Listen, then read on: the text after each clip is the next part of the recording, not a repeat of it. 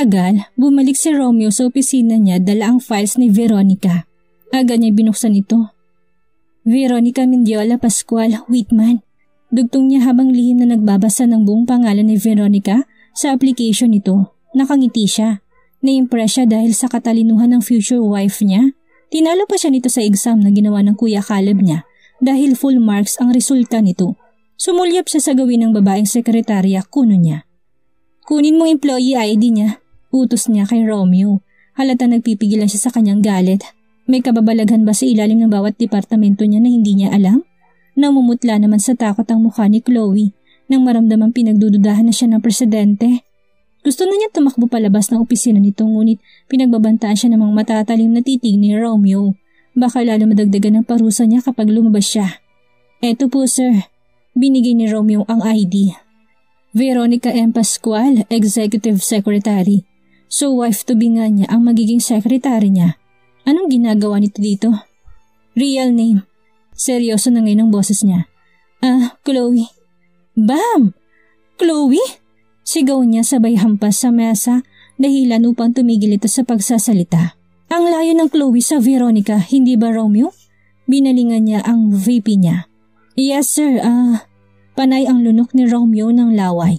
Siyang natatakot para sa kahantungan nitong Chloe ito. Tumitigas ng panga ng boss niya sa pagpipigil ng galit. Chloe, do you think you can fool me? Umiiyak na ito sa harapan niya.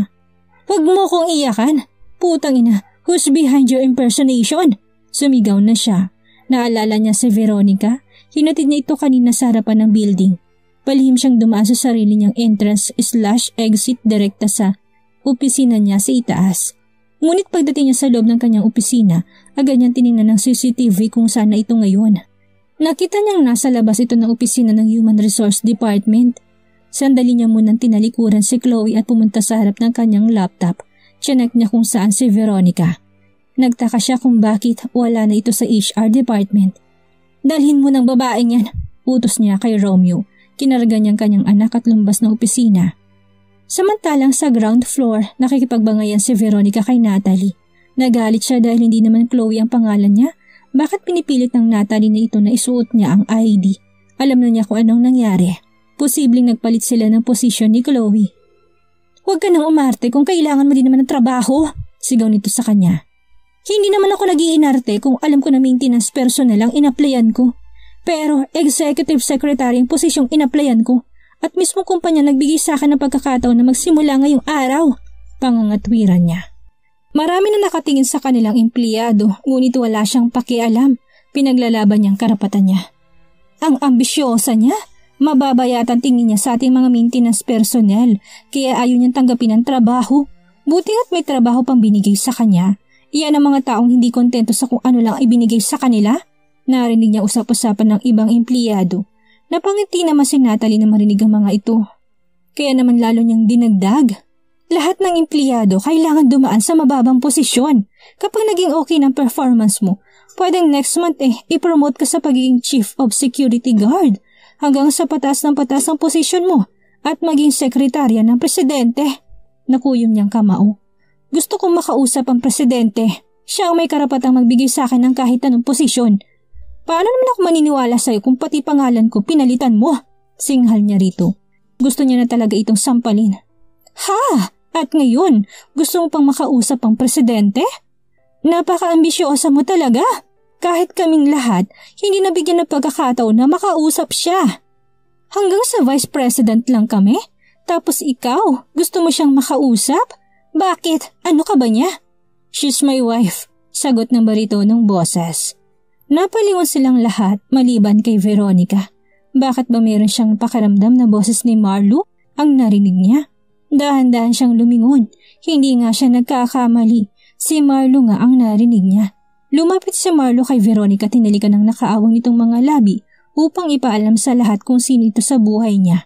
Hindi naman si Veronica nakahanda at natuod sa kinatatayuan niya.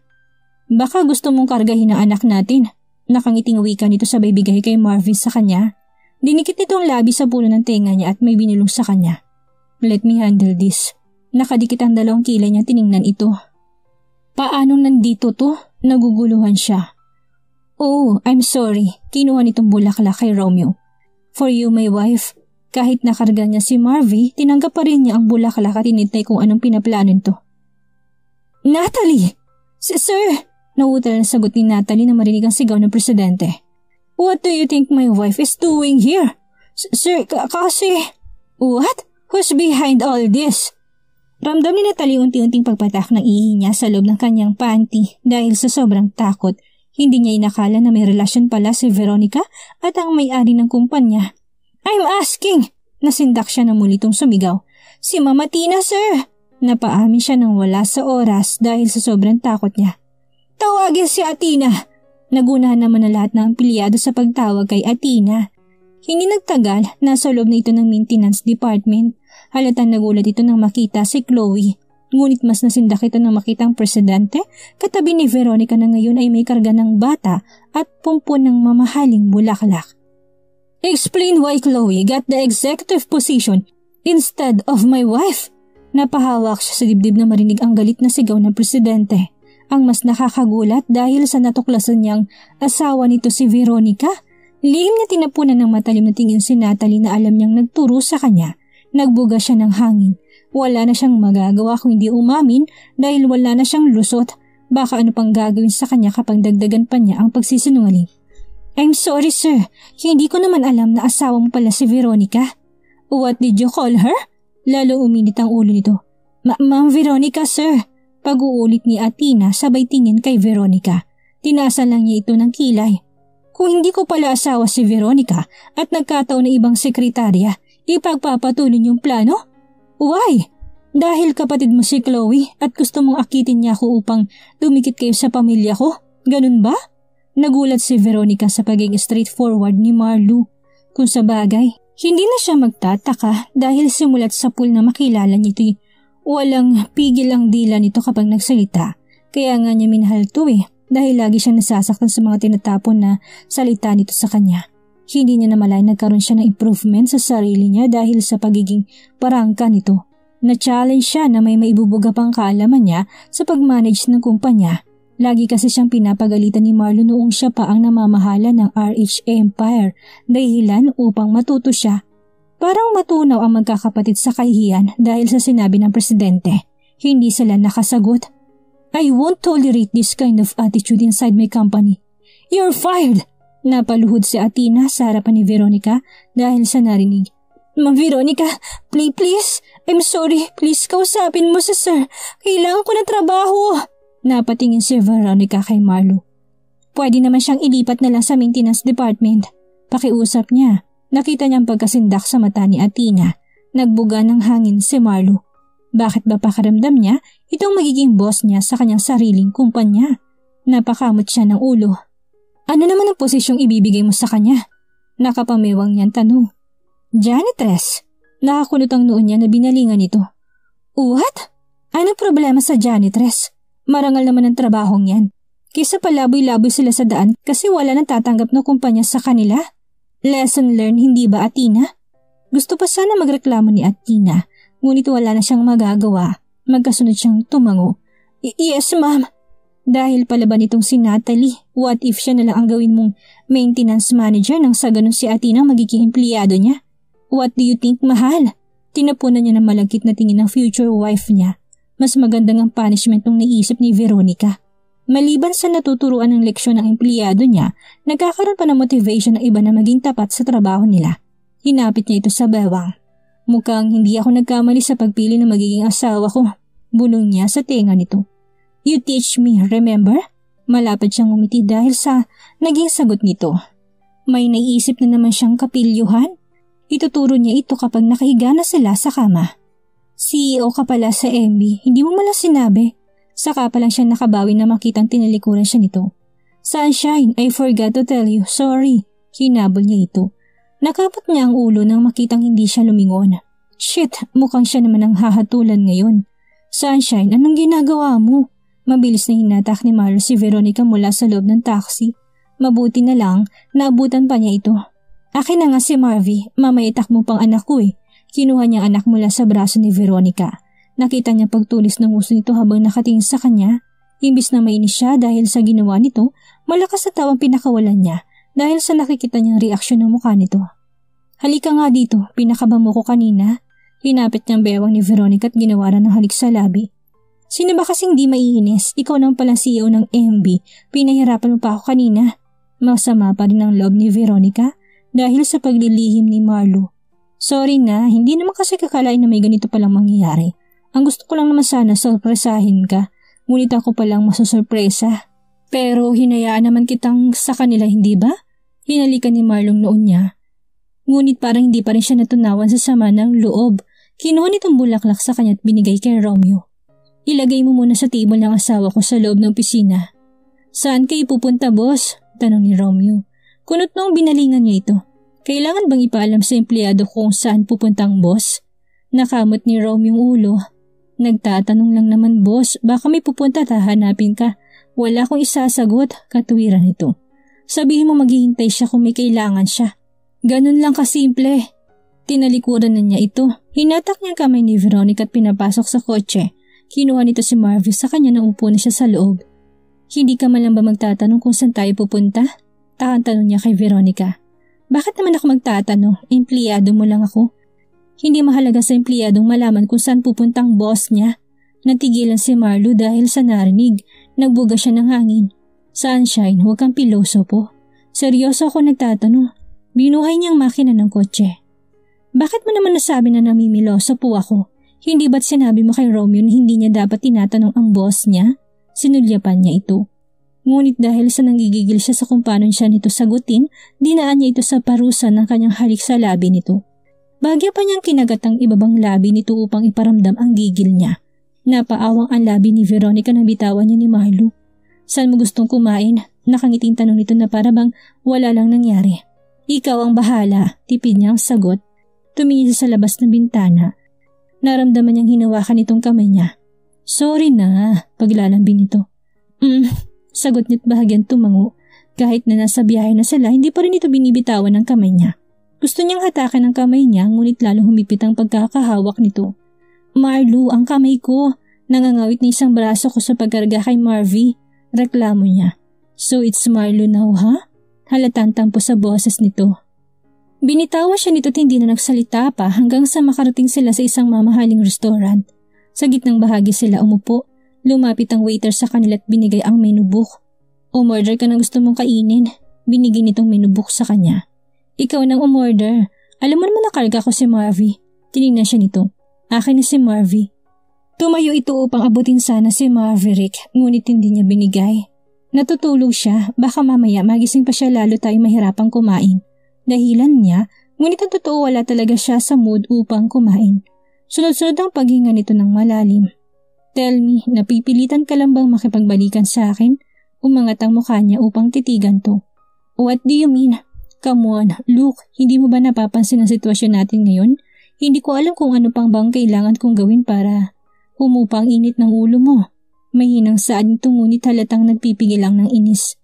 Pakiramdam mo lang na mainit ang ulo ko dahil hindi kita tinawag sa endearment na gusto mo, katuwiran niya.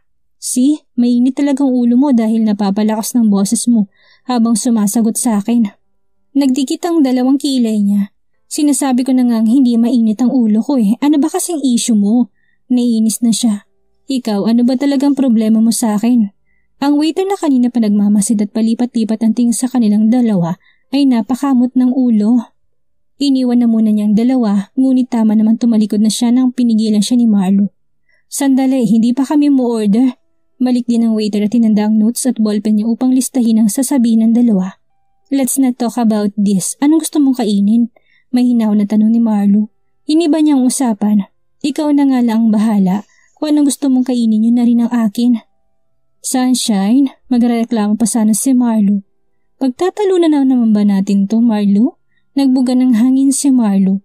Parang kailan lang sila nagkahiwalay ni Veronica. Ngayon nagkabalikan na sila, pakiramdam niya meron silang trust issue sa isa't isa. Parehong maikli ang kanilang pasensya at madalas hindi na sila nagkakasundo. Ano bang dahilan ng away nila ngayong araw? Wala siyang magawa kung hindi umorder na lang namang gusto niyang pagkain at ang tingin niya ay magugustuhan ni Veronica. Hawakan mo muna si Marvy, pupunta lang ako ng CR mahal. Tawag niya rito na makuha na niya si Marvy. What? Tanong ni Veronica. Wala ba akong kiss dyan? Nangaakit ang mga mata nito, halatang nagpapalambing. Bumigay naman si Veronica. Mamaya na, okay? Pakiramdam ko may tagos ako, nakakahiya. I need to go now, kailangan ko nang magpalit.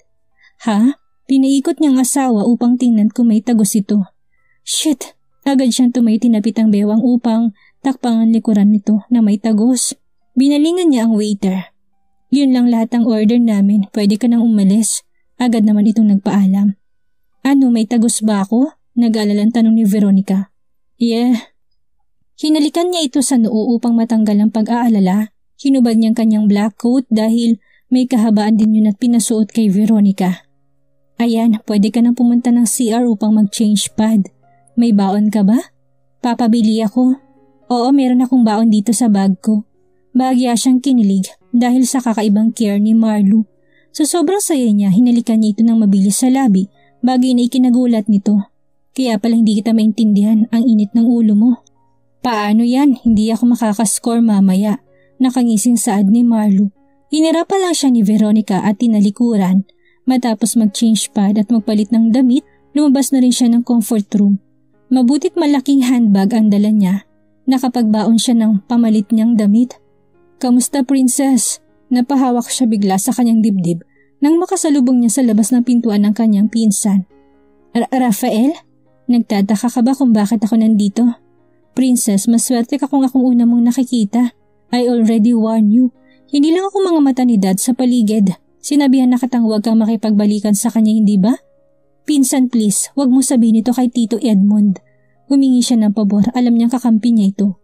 Walang problema sa akin, insan. Ngunit sa mga galamay ni Dad, hindi ko sila kayang kontrolin dahil na kay Dad ang loyalty na mga yun. Kinabahan siya. Hindi niya alam kung anong gagawin. I love him. I still love him. But he is the reason kung bakit namatay si Tito Roger. Napasigaw ito ngunit tama lang na hindi na maagaw ang atensyon ng ibang tao. Think it twice. Kailangan mo siyang layuan bago pa madami pati anak mo. Agad na siya nitong tinalikuran. Nanghina siya sumandal sa wall. Hindi niya namalayan ang pagbuhos ng luha niya. Hindi niya magawang iwan si Marlo. Kakabalikan lang nila. Anong gagawin niya? Sunshine, ano nangyari sa'yo? Nag-aalalang nilapitan ni Marlo si Veronica, saka pala nakabalik si Veronica sa sarili ng maramdaman ng presensya ni Marlo sa harapan niya. Mabilis niyang pinahid ng luha at nagpanggap na parang walang nangyari. May problema ka ba? Kung tungkol sa nangyaring sagutan natin kanina, I'm sorry. Hindi ko alam na nandyan palang buwan ang dalaw mo. Wala na yun, halika na, nagugutom na ako. Agaw niya sa sinabi ni Marlo. Hinawakan niyang braso nito at inakay pabalik sa kanilang table. Buong akala niya nakauwi ng kanyang pinsan, ngunit doon pala nakaupo malapit sa table nila. Bigla siyang kinabahan. Mahal, biglang sumakit ang tiyan ko. Pwede bang sa bahay na lang tayo kumain? I-take out na lang natin ang pagkain. Ha? Bigla naman tumayo si Marlo at binitawan ng kubyertos na hawak nito. Sobrang sakit ba ng tiyan mo? Pasimple siya sumulyap sa gawin ng pinsan niya na ngayon ay matalim na nakatitig sa kanya. Oo, ang sakit. Dysmenorrhea yata to dahil maraming lumabas sa dugo sa akin. Pagdadahilan niya. Ganun ba? Kailangan ko na bang mag-request ng ilang bag ng dugo? Nanlaki ang mata niya nang binilingan ito. Hindi niya alam kung seryoso ba to o nagbibiro. Nangaasar ka ba? No, sabi mo kasi maraming dugo lumabas sa'yo. So I'm asking, baka kailangan mo na masalinan ng ilang bags ng dugo. Makikipagbangayan pa sana siya nang mapansin tumayo ng kanyang pinsan habang hindi naalis ang tingin sa kanya. Okay, sige, alis na tayo. Biglang nasabi niya, okay sige, sandali. Tinawag nitong waiter at mabilis na pinabalot ang kakalapag lang nitong mga in-order nilang pagkain. Mabilis ang kanyang paglalakad papunta na sa sasakyan ni Marlo. Muntik pa siyang mapatid sa nakausling bato sa sobrang pagmamadali. Oops, mahal, dahan-dahan lang. Narinig pa niyang sinabi ni Marlo habang nakasunod na rin ito sa kanya. Mabilis siyang umupo sa loob sa tabi ng driver's seat. Nanalangin siya na sana hindi pa magpakita sa kanya ang pinsan. Pumasok na rin si Marlo at binigay sa kanya si Maverick. Masakit pa rin bang tiyan mo? Tanong ito sa kanya, tinawakan ng kanyang tiyan. May kinuha itong white flower mula sa storage box ng sasakyan nito. Heto, lagyan mo muna ang tiyan mo niyan para may bisa ng pananakit. Kinuha niyang white flower mula sa kamay ni Marlo. Nagigilty siya sa pagsisinungaling niya. Gusto lang talaga niyang umiwas sa kanyang pinsan. Okay lang ba na sa opisina na lang muna tayo kumain? Meron akong monthly meeting sa mga empleyado ko mamayang 2 p.m. After ng meeting, uuwi na rin tayo. Pwede kang magpahinga muna sa loob ng silid, pahingahan ko sa loob ng opisina. Ngumiti siya. Okay lang mahal, mamaya mawawala na rin to. Diba sekretarya mo ko? Kailangan ko palang nandun ako sa meeting kung ganun. Saka na kapag okay na pakaramdam mo, you need to rest, kontra ni Marlo. After lang lunch natin magiging okay na rin ako, katuwiran niya. Hindi na kinontra pa ni Marlo si Veronica, ngunit hindi na ito sabihin, alam niyang may tinatago ito sa kanya. Sinasakyan niya lang ang biyahe nito ngayon dahil ayaw niyang mag-away silang dalawa. Hindi siya naniniwala na walang dahilan ng pag-iyak nito kanina sa CR. Kanina pa siya nandoon at pinagmamasdan nito kaya alam niyang malaki ang problema nito. Isa pa sa pinagtataka niya kung bakit umiiwas ito sa lalaki nakita niyang kasama nito sa ospital noon. Pinaimbestigahan niya lalaki niya at nalaman niyang pinsan ito ni Veronica. Kaya naman hindi na siya nagselos pa. Ngunit alam niya malaki ang kinalaman nito kanina kung bakit biglang nag-ibang timpla ng mood ni Veronica. Huminto ang kotse niya sa harap ng building ng kanyang kumpanya. Nagpatayo siya na sarili niyang kumpanya dahil si Amelia nang pumalit bilang CEO ng Whitman Empire. Nasa kalagitnaan siya ng kanyang paglalakad. Nang maramdamang hindi sumusunod sa kanya si Veronica, hinintay niya ito upang sabay silang pumasok sa opisina niya. Mauna ka na, marami pang mga empleyado mong hindi alam na may relasyon tayo. Isa pa kasama ko si Maverick. Baka sabihin nila ginawa nating bantay bata tong kumpanya mo. Bakit mo naman nasabi yan? Marami nakakaalam na may relasyon tayo. Sa tingin mo nangyari kanina hindi kumalat sa buong palapag ng building? Nakapamewang na wika niyang makalapit nito sa kanya. Yan ang inaalala ko dahil baka machismis ka ng mga tauhan mo. Nauna itong pumasok sa loob ng building. Ayon itong makasabay siya, napabugalan siya ng hangin at sumunod na rin sa likuran nito. Marlo, baby, I miss you. Napasubsob ang uso ni Norris sa may gilid ng pintuan dahil sa pagtulak sa kanya ni Veronica. Mga halikan niya ito. Imbes na magalit pagkakunot ang noong nakita ni Veronica sa ekspresyon ng mukha ng babae habang nakatingin sa kanya. How dare you? Ang lakas ng lubong pumasok sa opisina ng fiancé ko. Nagdala ka pa ng uhuging bata? Uhuging bata? Tiningnan ni Veronica ang anak niya na upang i-check kung uhugin nga ito. Healthy naman ang anak niya. Nagmukha pang ang mahigit 1-year-old na ito dahil sa laki ng pangangatawan. Ngunit maputla lang ito dahil nanggaling sa sakit at unti-unti pa lang nakaka-recover. Pinasadahan niya ng tingin ng babae mula ulo hanggang paa. Nagkalat ng lipstick dito sa sobrang kapal dahil sa pagkasubsob sa wall. Hindi na nipantay ang mahabang pilik mata nito. Kunting galaw pa, malalaglag nito dahil dinikit lang sa totoong eyelash nito. Miss, bago ka magsalita, tingnan mo muna sarili mo sa salamin dahil mas mukha kang uhugin kaysa sa anak ko. Sobrang payat mo pa, tipong nagkukulang ka ng vitamins. You wish? Sasampalin na siya nito ng masaluyo ng mga kamay ni Marlo. Don't dare! Nagbabantang mga mata ni Marlo habang nakatingin kay Nori. Babe! Oh, I miss you so much! Hindi nakanda si Marlo na bigla siyang halikan sa labi ni Nori. Mabilis niyang tinulak ito sa takot kay Veronica kaya nakasubsob na naman ang uso nito sa sahig. Tinasan lang ng kilay ni Veronica ang kasintahan bago ito tinalikuran at umupo sa couch. Get lost! Sininghalan niya si Nori. Taranta naman sinundan niya si Veronica. Mahal, ihahain ko ng pagkain natin in order kanina. Nakangiting wika niyang kunwaring walang nangyari. Saan? Palitan na natin ang diaper mo. Mukhang makapal na sa sobrang dami ng ihi. Hindi nito pinansin si Marlo. Mas makapal pa sa mukha ng daddy mo. Binulong pa nito kay Marvy. Ngunit narinig naman niya. Nakamot niya ang ulo. Alam niya siyang pinaparinggan nito. Saan? Nakita mo ba kaninang Tito Rafael mo? Hinalikan niya sa pisngi si Marvy at lihim na sinulya pa na magiging reaksyon ni Veronica. Natigilan si Veronica dahil sa narinig. Nagtamang paningin nilang dalawa ng kasintahan. Nakita niya sa mga mata nitong pagbabanta na huwag siyang magsungit dahil marami siyang kasalanan. Napalunok siya ng laway at napahawak sa kanyang leeg. Umiwas siya na tingin kay Marlo. Sige mahal, maghain ka na ng lunch. Nagugutom na rin ako. Tulungan na kita. That's my wife. Hinalikan siya nito sa labi. Magrereklamo pa sana siya dahil naalala niya dumikit kaninang labi ng babae sa labi nito. Ngunit tinayaan na lang niya na tanggalin ni Marlo ang inis niya. Hindi nito tinigilan ang labi niya hanggat hindi siya gumaganti sa mga halik nito. Galit na galit si Nori dahil sa nasasaksihan ng dalawa niyang mata. Nakakasunog ang kanyang mga tingin kay Veronica. Hindi pwedeng maagaw nito si Marlo sa kanya. Nakuyom niya ang kamao na lumabas na opisina ni Marlo. Psst! Kilala mo ba kung sino yung bagong babae ngayon na presidente? Mataran niyang tanong sa isa sa mga empleyado dahil kilala na siya namang itong labas-pasok sa opisina ng kanilang presidente. Agad din naman ang mga itong sumagot. Yes, madam. Lumaganap na sa buong kumpanya ng relasyon niya kay Sir President. Meron pa nga silang anak. Pero sa tingin ko, kaya lang naman siya nakuha ang atensyon ni Sir dahil sa bata. Ginamit itong anak nila ni Sir para makuha ang posisyon bilang executive secretary. Sabat ng isa. Mukha namang mahal niya siya ni Sir kasi inalikan ba naman siya sa harap ng lahat ng mga empleyado. Nakakaingit siya, buti pa siya naranasang halikan sa labi ni Sir. Nangangalit ang kalooban ni Nori dahil sa mga narinig. Kahit siya nakaramdam ng inggit dahil ibang nakikita niya spark sa dalawa nang maghalikan ng mga ito. Kawawa nga si Ma'am Athena dahil ang taas ng posisyon niya sa pagiging Human Resource Manager, ngunit dahil sa bagong sekretaryo ni Sir, natanggal siya sa trabaho at nilipat sa Maintenance Department. Hindi na pinatapos pa ni Nori ang usap-usapan ng mga empleyado. Agad siya nagtungo sa Maintenance Department. Naabutan niya si Athena naglilinis ng banyo ng empleyado sa ibaba. "Athena!" Tawag niya rito. Umiiyak na binalingan siya ni Athena. Tiningnan niya ito na waring nandidire. "Gusto mo bang tumaas muli ang posisyon mo?" Diretsahan niya tanong dito. Sino ba naman ang hindi? Matapang nitong sagot habang hindi tumitingin sa kanya. "Kung ganun, kailangan mo sumunod sa mga plano ko." Pinalingan siya nito na may pagtataka. "Anong ibig mo sabihin?" Binulong ni Nori ang plano niya kay Athena dahilan upang mapangiti ito. "Ano, kaya mo bang gawin?" Tanong ni Nori. "Kayang-kaya, sisiulang sa akin niya dahil alam ko lahat kung saan nakatago ang files." Nakangising sagot ni Athena. Nabuhayan siya ng loob. Sino ba naman hindi gustong umalis sa ganitong posisyon? Kailan naman hindi niya pinangarap na maglinis ng banyo? "Good, simulan mo na mamaya." Pasimpleng umalis si Nori sa employee CR. Sumira ang demonyong ngiti sa kanyang mga labi. "Tignan lang natin kung saan ka pupulutin, Veronica.